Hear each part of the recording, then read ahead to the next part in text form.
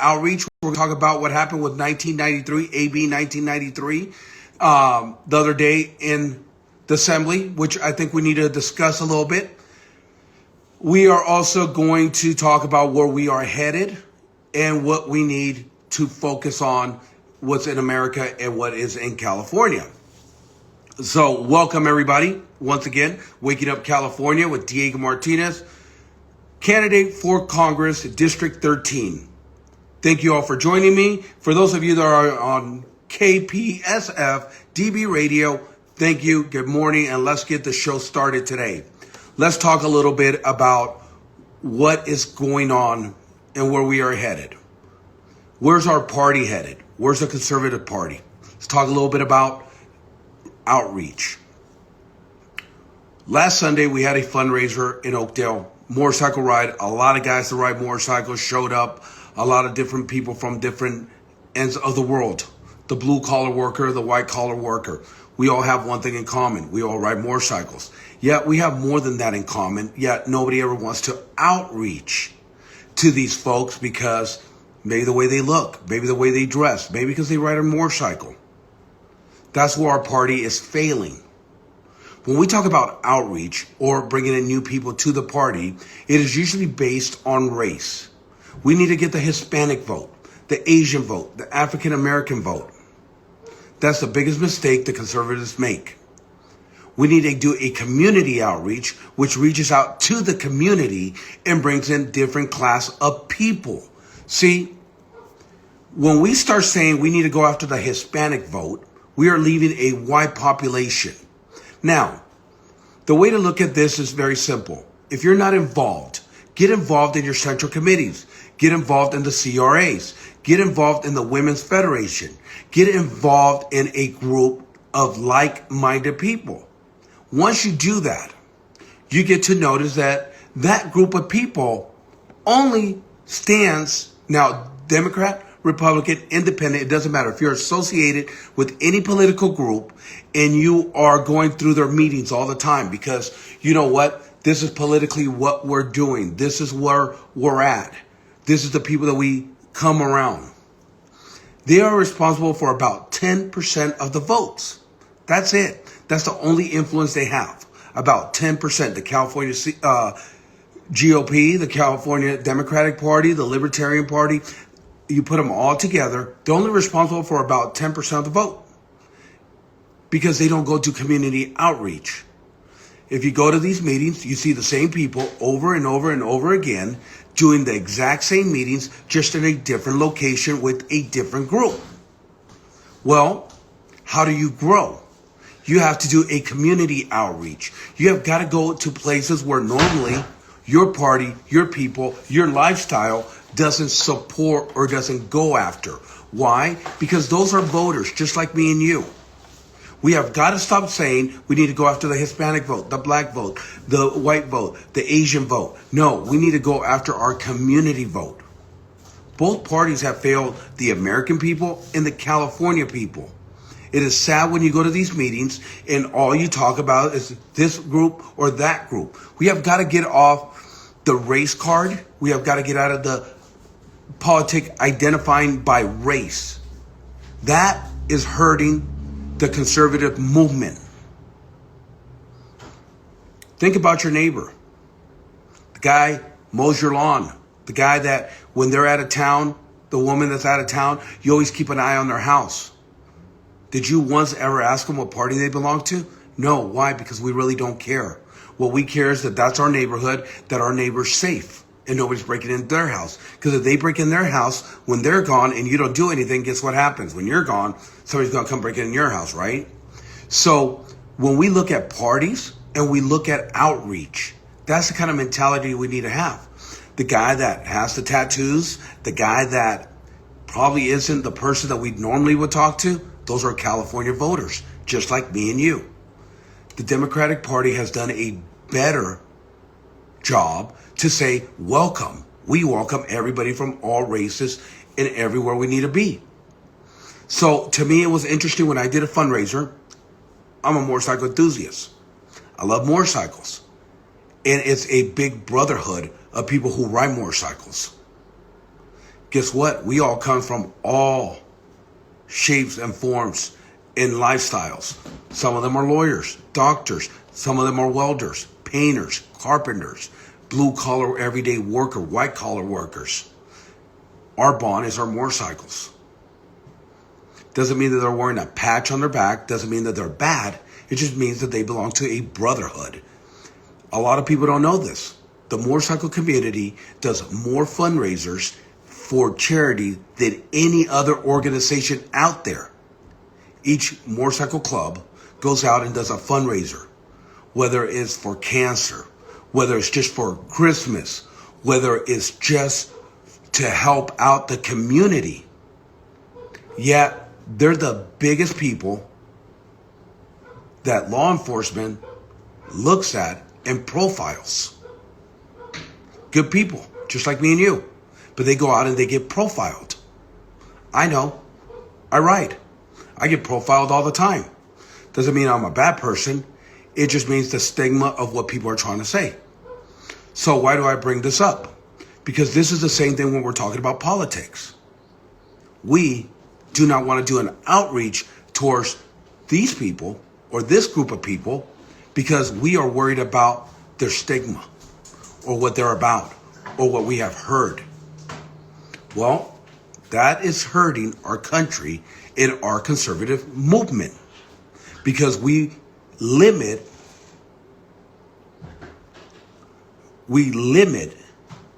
what we are going to get.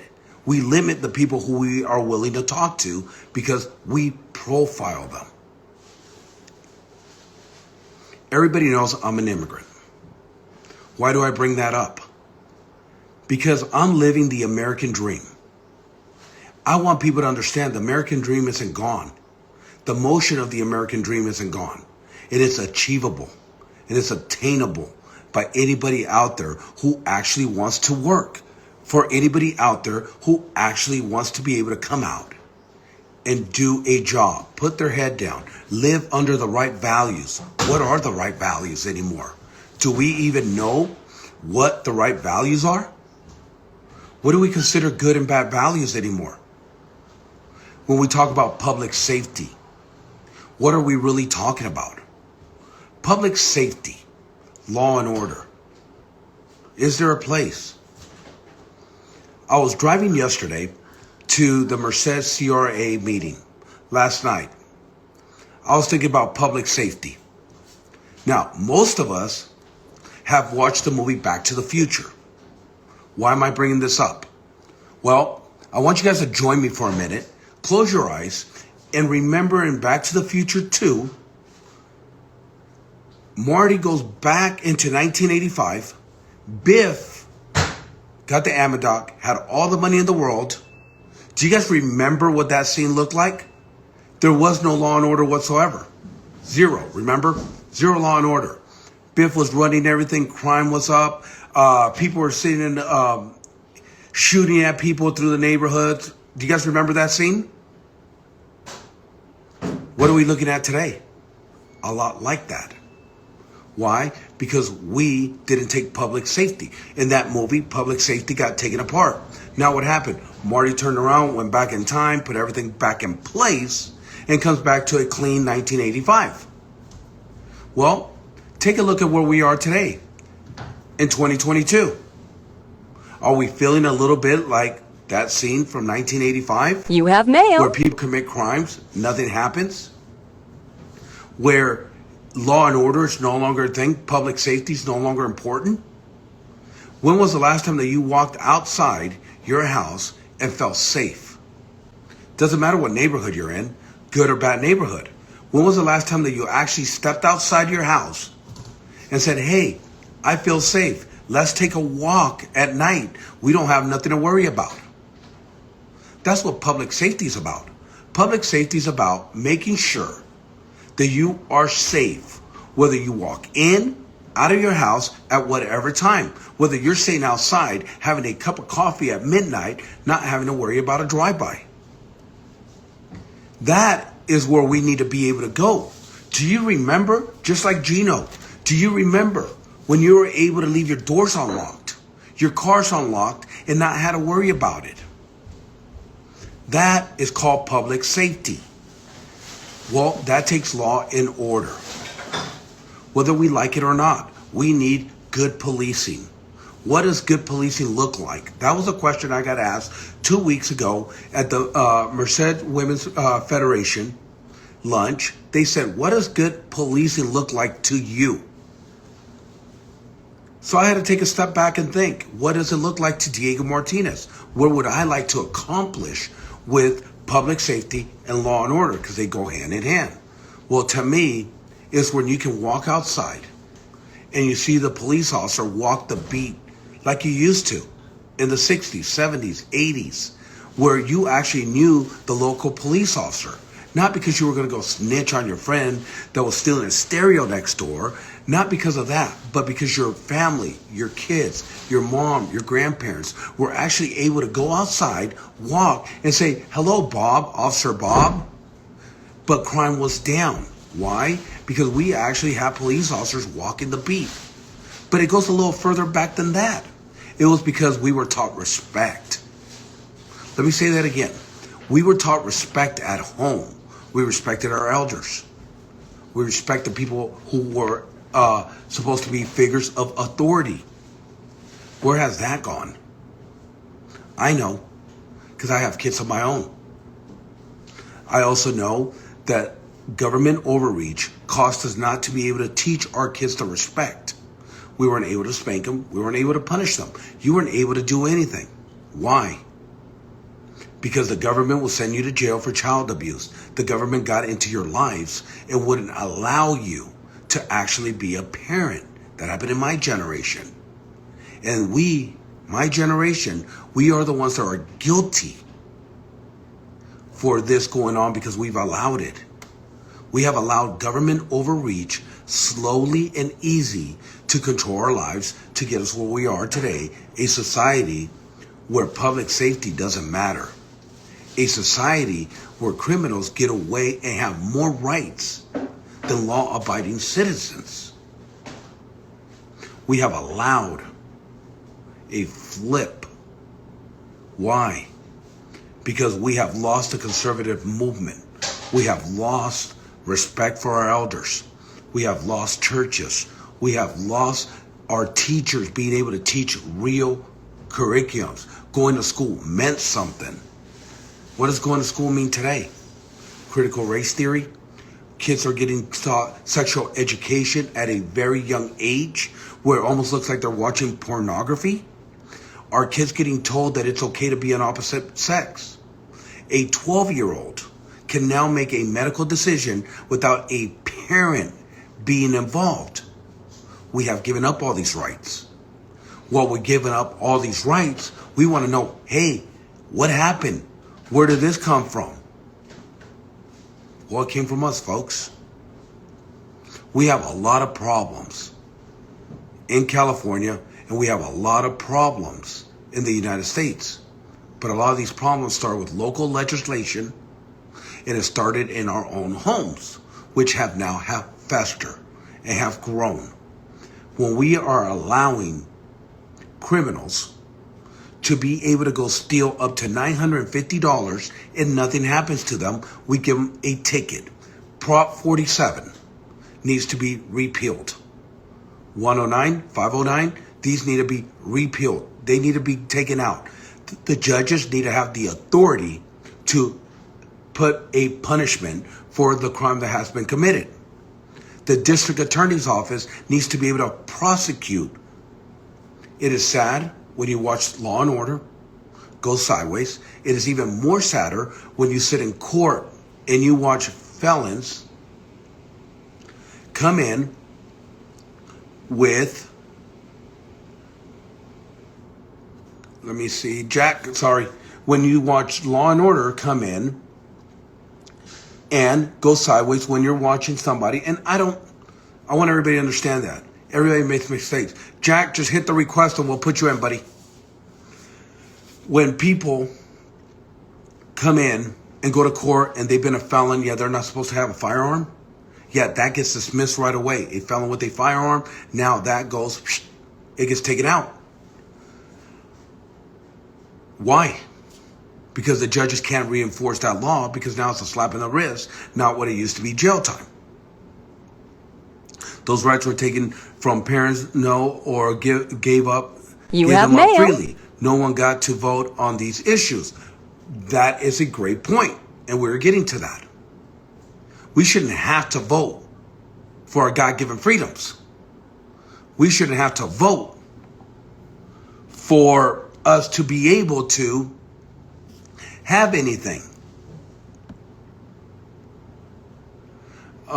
Jack, I just sent you a request. See if you could come on, buddy. I got Jack Griffin, who's running for actually Senate District 4. There's a reason why I want to bring him on here. I want to bring Jack on here because local legislation is the one that actually can control this. Right? We talk about what can Congress do. Well, we need our local people to actually get involved. We need the people from the Senate, from the Assembly to get involved, to change these laws, to change these rules. It's great when a guy's running for Congress, just like I am, and they want to promise you the whole world. The reality is, they can't do anything. I cannot go to Washington and tell you I'm going to fix the water problem, because this is great. A first-year congressman is not going to be able to do it. How do I know this? Because you can ask Davin Nunes. You can ask McClintock. You can ask McCarthy. Why? And guess what? This is the beautiful part. April 2nd. If you guys want to ask a congressman a question who's been in Congress for over 10 years, go to Stanislaus GOP, buy a ticket for the Lincoln dinner, April 2nd. Tom McClintock's going to be there. You want some answers? It's time that we get them. When your congressman comes, buy the ticket for the dinner and ask him the tough questions. Why? Because guess what? They don't have nowhere to go. You pay for that ticket. You have the right to ask him the question. When Tom McClintock comes on April 2nd, try Instagram, Jack. See if you can go on Instagram. I am going to ask Tom McClintock. I'm going to prove a point here. That every person who's running for Congress right now that talks about water is lying. Because I need the local people to take care of water. I need the people running for Assembly, the people that are running for Senate to take care of water in California. Why? Because the money's already set aside for water. We have water rights. We have money to build dams. But guess what? California legislatures are the ones holding it back. It has absolutely nothing to do with Congress. It has to do with here, California. That's why I want to put Jack Griffin on here, because guess what? I want them to go with the idea that they are going to go to Sacramento to fight for our water. They're going to go to Sacramento to ask if the money has already been put aside for water in it, because the money's already set aside for it.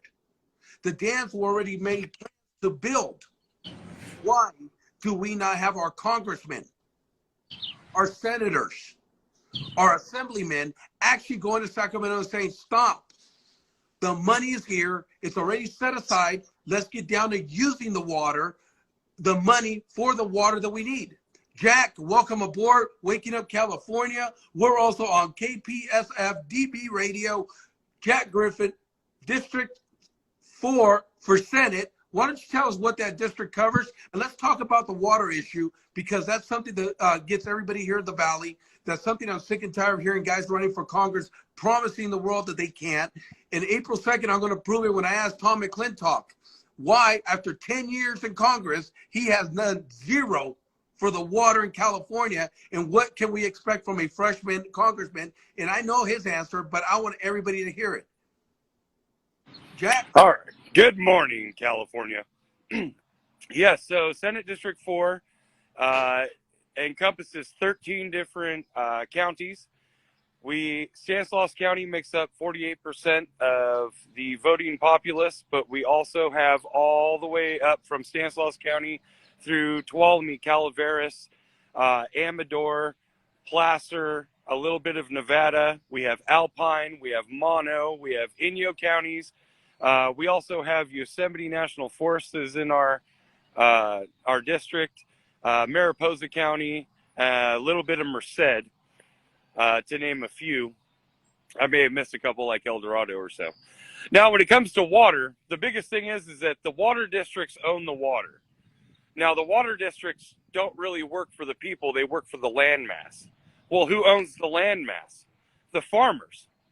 Why doesn't the farmers own any of their own water? Why don't they have any rights to their own water? Why is it that our district will produce 1/3 of California's water, but 2/3 of California's water is shipped to LA? How does that benefit the people that grow crops for California? How does that benefit the people that live in the district that produce the water that now get dually taxed to get their own water to them? Why is it that people that made the smart purchase to buy micro farms like myself are now being threatened to have meters put on their wells to see how much water they're using? And as soon as they do that, you know that they're going to charge us for use of water, our own groundwater. It's ridiculous. So, Jack, let's get down to the nitty gritty about water, because the Central Valley is in dire need of water. Yes. I hear guys running for Congress saying, I'm going to fix the water. We know that's not going to happen. McClintock, McCarthy, Nunes, you name them. Nobody has been able to help California with the water, especially when California already set the money aside for dams, water rights. What are you going to do to actually stand up? Because it is in your court, it is in Sacramento, and it is in California that needs to have the water. What are you going to do for the California people different from everybody else? Well, the first thing is I'm going to attack the money that we already have. You've already released money for water projects and water storage, yet we don't have any. We need to get those balls rolling. We need to get those projects up, and actual funding needs to be set forth to get those projects in order. The second thing is we need to bring more water to our constituents as well as our farmers. So how do we do that? Well, Senate District 4 has great land mass that we could build water projects. We could build water projects that are for the people. We could build water projects that are strictly for farmers' usage. We can also have electrical programs built into those dams with hydroelectric systems that do not trap fish. They do not kill fish. You know, the environmentalists won't be disappointed because we're going to use their own water programs in the bills that we set forth, so that there's no confusion to the fact that we're trying to damage an ecosystem. No, this is a program in which Democrats set forth, you know, to not trap our salmon or our fish that are trying to go upstream and respawn. We also need to have the water districts need to have new rules and regulations. When you look at Tuolumne County, the Oakdale Water District pretty much owns Tuolumne County's water. Well, how is that whenever Tuolumne County has a higher elevation than Oakdale? So you're telling me that the water goes through Tuolumne County to Oakdale to be regulated back to Tuolumne County? These are some of the hurdles that we're going to have to overcome in the California Senate. These are the problems that the people and the farmers are going to have to call in or set to their legislatures that, hey, you know, while you're writing these bills, we need to be thought about. Yes, we are just a voter, but we are also a farmer. We also need water for crops. We need to replenish the groundwater. We all remember being taught the Dust Bowl when we were in school, and it's because they took the groundwater and the minerals out, and then we had dust that just blew around and ruined an area for agriculture for 30 years. You know, it took a lot of engineers, ground engineers, hydrostatic engineers to come back and replace the damage that was done. Well, we need to stop it before the damage happens. Because if we keep giving 2/3 of our water away, plus we're allowing at least 40% of our water to continuously flow out into the ocean, that's a lot of water that we just let roll by us that we could have kept. We didn't need storage for that. We needed lines open up to the farmers so they could flood irrigate. You know, just even right next to me, I have a field that the gentleman put in, and he had to put in a huge, uh, like little lake for his farm because he wasn't allowed to use flood irrigation anymore. He had sweet potatoes, and because he couldn't do the flood irrigation, he had to change his crop. I mean, I don't know how many farmers have enough money to where they can go, you know what, right now I need to spend $3 million changing my crop because I need a crop in which I can limit the water in which goes to it. Well, that's why a lot of guys went down to cropping almonds, because it takes almond trees take a lot less water than your vegetable growth. And that's why now we're depending on other countries to give us food, because California has suffered that from water loss. Now, there's a guy by the name of Gino Franco that I'm going to try to bring on our show. He actually has a product that he's building that's going to help consume water, also help with biofuel to help our energy system. Hopefully I could get Gino on here in the next couple of weeks so we can actually get a feel for what he's doing to try to help what you guys are going to have to do in the Senate and in the House here in Sacramento.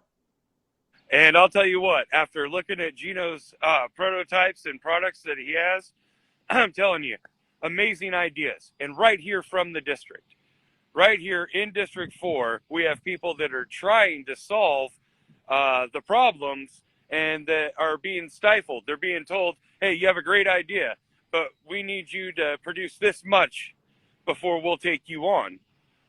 Well, these small inventors need the help to get the products to that phase.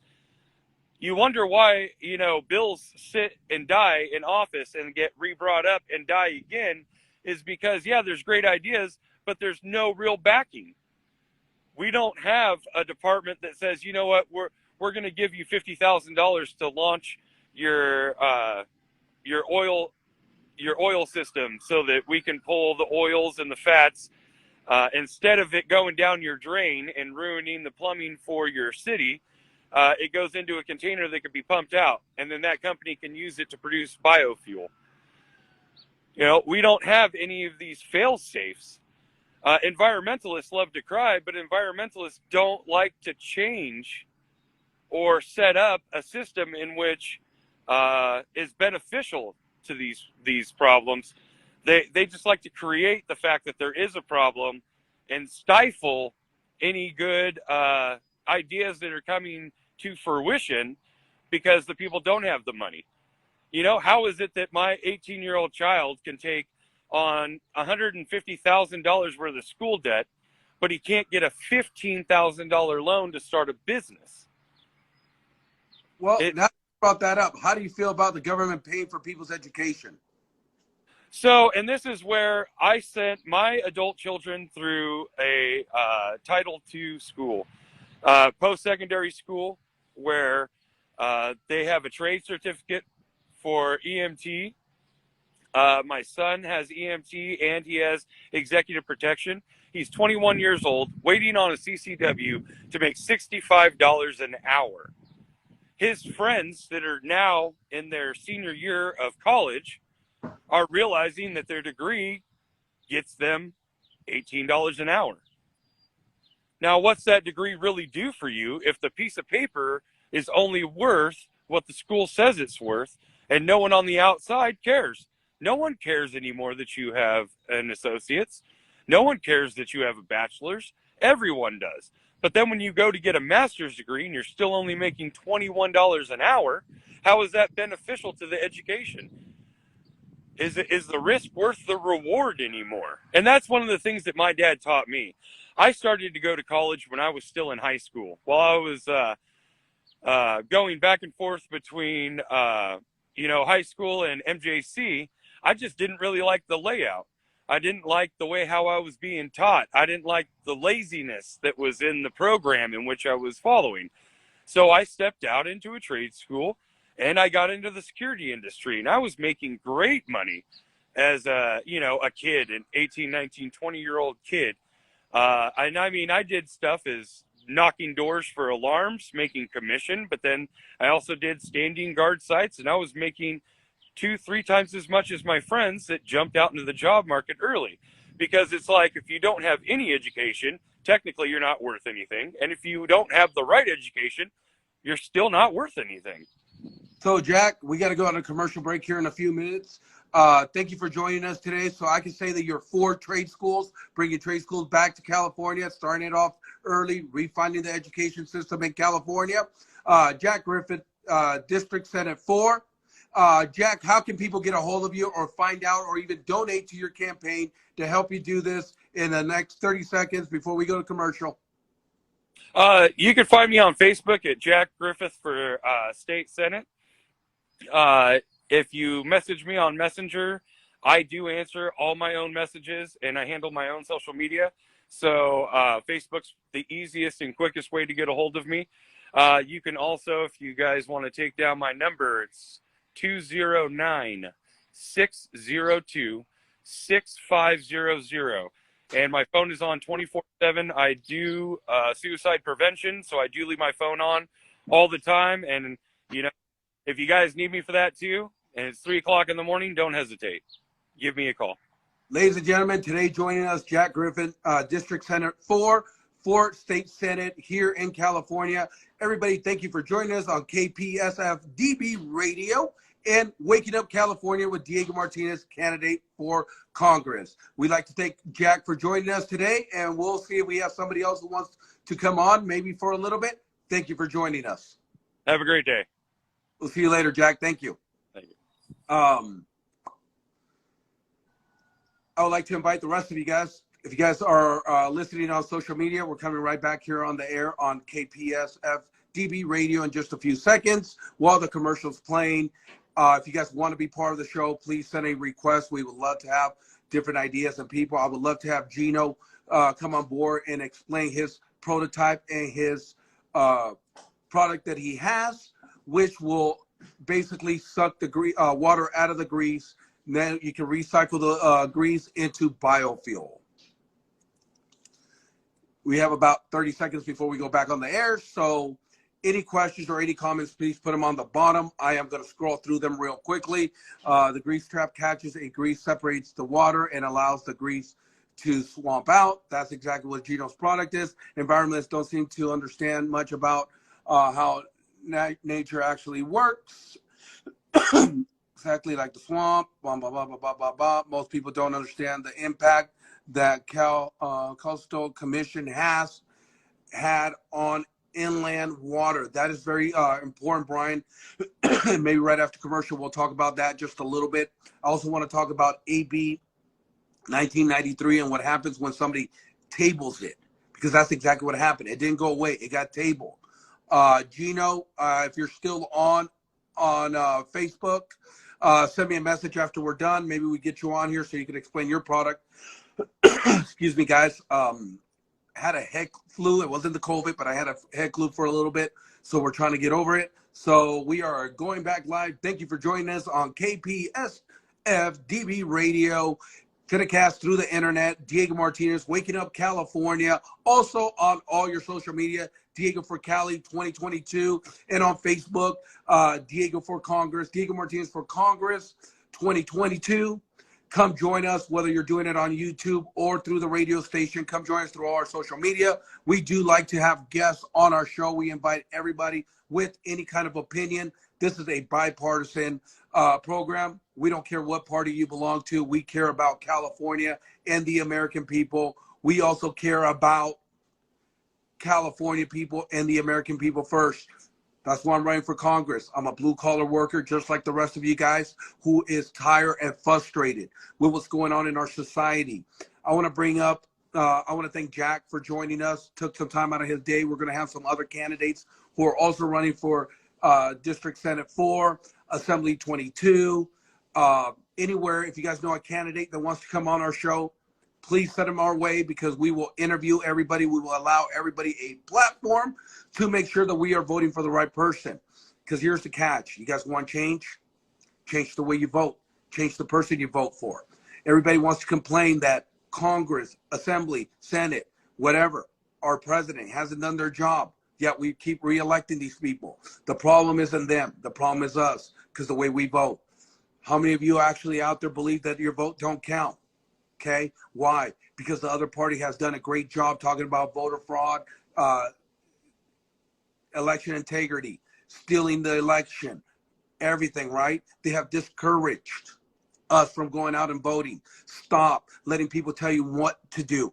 Just go out and vote. Let your voice be counted. Let your voice be heard. And the only way that is by actually going out and voting. Stop letting people tell you that your vote don't count. Stop letting people tell you that the elections are stolen. You know what they stole? Was your freedom to go out and vote. They tore us down to where we don't want to go out and vote anymore. They tore us down where we feel that, hey, it doesn't matter if I vote or not. Guess what? It's not going to count. No, your vote counts. They did their job. They did exactly what they wanted to do. During the recall, 22 million registered voters in the state of California. 11 million showed up to vote. Do you think the election was rigged? You think it was stolen? Yeah, they stole your freedom and your right to go out and vote. We talked a little bit about getting involved in central committees. We talked a little bit about getting involved in the different organizations in your county. Get involved, but do this. Look at every candidate. Get behind the candidate that you believe in. Support them financially. Volunteer in their campaigns. Put a sign out in your yard. My yard signs are in. Gino, I know I owe you one. I will make sure you get it this week. If you want a sign that says Diego Martinez for Congress, please let me know. In or out of my district. Doesn't matter. Why? Because the people from my district go to your hometown. So if you can put up a sign, please let us know. I am more than happy to take your sign. I don't care where you live. Why? Because the more people that see my name, the more they'll recognize me. The more the people in my district will see my name, the more they'll recognize me, and they will understand that I'm the real thing, that I'm the person who is actually going to go out there and fight for each and every single one of you and each and every single one of them when I get to Washington, because I believe in America first. I believe in the American people, and I believe in our freedoms. Now, I'm going to talk a couple things. I'm going to jump around here a little bit, so try to keep up. We're almost out of time. Last night, I was at the Merced CRA. A question was asked to a candidate. It kind of puzzled me a little bit. How many of us believe in the Second Amendment? How many of us want to protect the Second Amendment? The Second Amendment says that we have the right to bear arms. We have the right to have a well-armed militia against foreign and domestic terrorists. That's what the Second Amendment states. It doesn't state that you need permission from a sheriff to be able to carry a gun. Does that make sense? The question was, how do you feel about the Second Amendment, carry concealed versus open carry? I'm going to back up. Right before that question was asked, the person said, I believe in the Constitution of the United States, and I believe in defending the Constitution of the United States to its fullest. Then, 2 seconds later, his answer was this: I believe in concealed carry, and everybody should conceal carry. Well, the Constitution doesn't say concealed carry, and the Constitution doesn't say that you got to ask permission from the sheriff to be able to carry a gun. That's not what it states.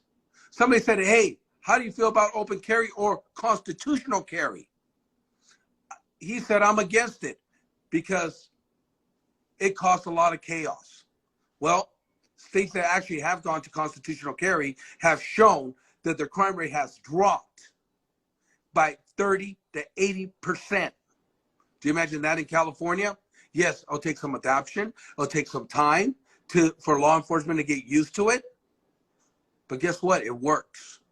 You can't tell me you're a Constitution and then talk bad about the Constitution and say you don't believe in that.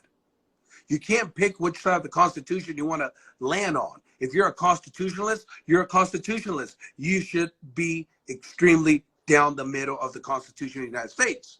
You can't say, yes, I believe in the Constitution, but Second Amendment, you know what? I believe you should have a gun, but you should conceal it. Because guess what? Constitutional carry might uproar. You haven't even made it into office yet. And you're already talking like that? So what happens when you go to office? The left says, hey, we don't want these people carrying guns. We really don't want them to. Oh, well, you know what? I'm already in office, so I guess I'll vote with you. No. Stand your ground. Stand where you belong. Put your feet flat where they're at and actually tell the truth. If you don't believe in it, just say I don't believe in it. But if you're going to tell me that you're a constitutionalist and then they ask you about the Second Amendment and your response is open carry doesn't work, concealed carry is the only way to go, you're wrong. Why? Because nobody's going to go rob a bakery when everybody in the bakery has a gun. You're not a target. That's what it is. Well, if you're carrying a gun, it's like, look what I got. I'm a target. I doubt that. I doubt somebody who never had a gun, never been trained on a gun, some little thug went out, got a gun, and is going to shoot somebody with a gun. Because they don't go shoot police straight up. They wait till they pull them over. So if you're going to talk about the Constitution, be straight with the Constitution, be straight up forward, and actually abide by the Constitution. To me, every state should be open carry. And if you have to have a concealed carry permit, guess what? It should be valid in every damn state, just like your driver's license. California should honor other counties and other states that people who live there, not got it through the mail, have a carry concealed. Okay? We should be able to carry it. That's our God-given right, and we should honor that. And that's something that I can do in Congress. I can push for a universal carry concealed permit across all 50 states. And guess what? That's what I'm about. Because I believe in the Constitution. I believe that California should be an open carry state. Why? Why not? Maybe it'll lower crime. Maybe it'll make somebody think twice before they come in my house because they're going to get blown away. Guess what? I also believe in border security. Why? Because I lock my doors every night. So if you lock your doors in your house, why aren't we locking the doors to our country, to our state, to our freedom, to our legislation? Let's talk about some real stuff now. Get me off that bench a little bit, right? Let's talk about AB 1993, because that's been an uproar. We've been talking about it for 2 months. Legislation was meant to vote on it yesterday. The author of the bill tabled it. What does that mean? They didn't bring it up for a vote. Let me rewind. We were going through the recall. We talked about mask mandates and our kids mandates, and that bill got tabled. Remember? Now that bill comes back up.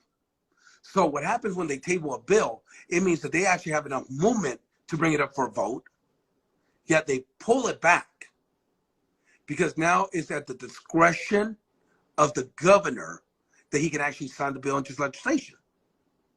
So it doesn't always seem what it says.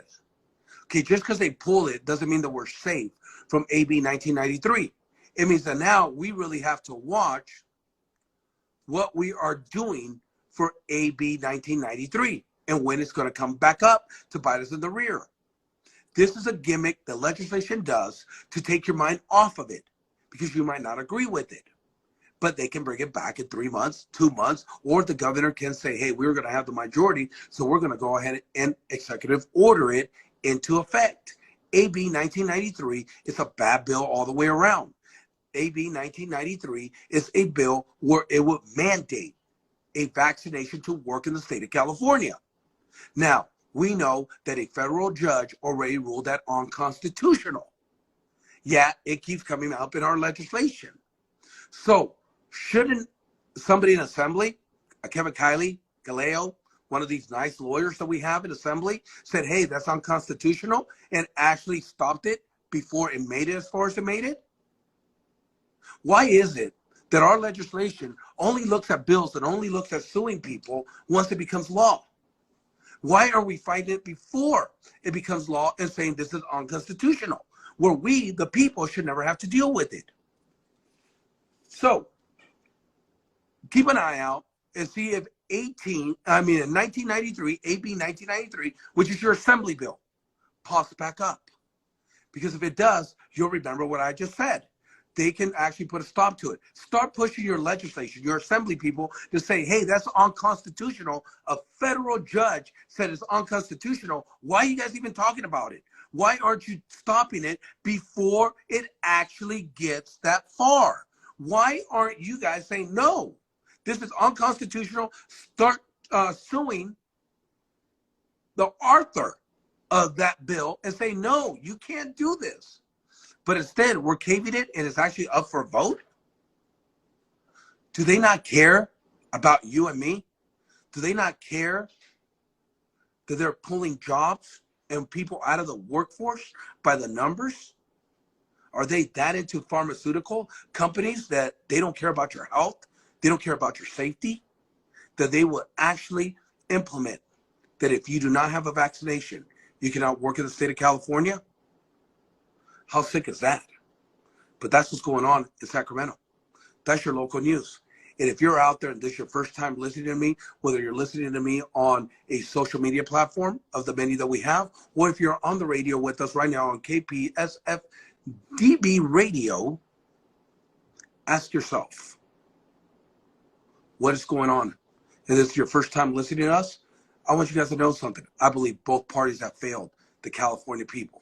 I am a proud Republican, but I believe that both parties have failed us when it comes to legislation. I believe that we don't have the right representation in any part of the government right now. Those are my thoughts about AB 1993. Feel free to look at any of my videos, put any of the comments down at the bottom, like and share my videos if you're watching me on social media. And if you can, please donate to my campaign so we can keep the fight alive. Diego Martinez for Congress.com is our website. Diego for Cali 2022 is our social media network. And you can also find me on Facebook on Diego Martinez for Congress.com. You can go on there, hit the donate button. Anything that you can donate goes to good use. I want to thank everybody who has donated. Also, your donations allow us to be on these radio stations that we're on to be able to get our message out to the rest of the California people. We have a few more things that I want to kind of talk about. We got about 3-4 more minutes.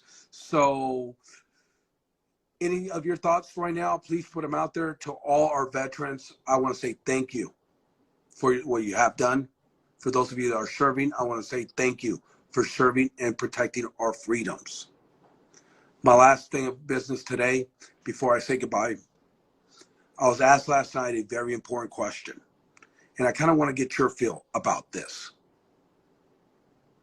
How do you feel about our soldiers from America going to Ukraine to fight? How do you guys feel about it? How do I feel about it? I'll tell you my response. My response was this: war is going to happen. We are proud Americans. We are the land of the free. But doesn't always mean that we need to get involved in foreign wars that don't have anything to do with us. If we had a better president, we wouldn't be in this mess. Because everybody called Donald Trump crazy. Crazy man, right? But guess what? Nobody messed with us because people respected America. People respected our military. So nobody would dare do what's going on right now. These are the choices. To be straight with you, if America and California will be self-sufficient, drilling our own oil, getting our own stuff where we don't need help from other countries, we will be a superpower again. We need to go back to inland drilling. We need to open up the XL pipeline. We need to stop depending on foreign nations for our goods. We need to be a nation that's self-sustained. And that's what I'm going to go fight for in Congress, that we open up the XL pipeline, that we actually start drilling our own oil, that we start manufacturing our own stuff in America. Because guess what? American made should always be proud.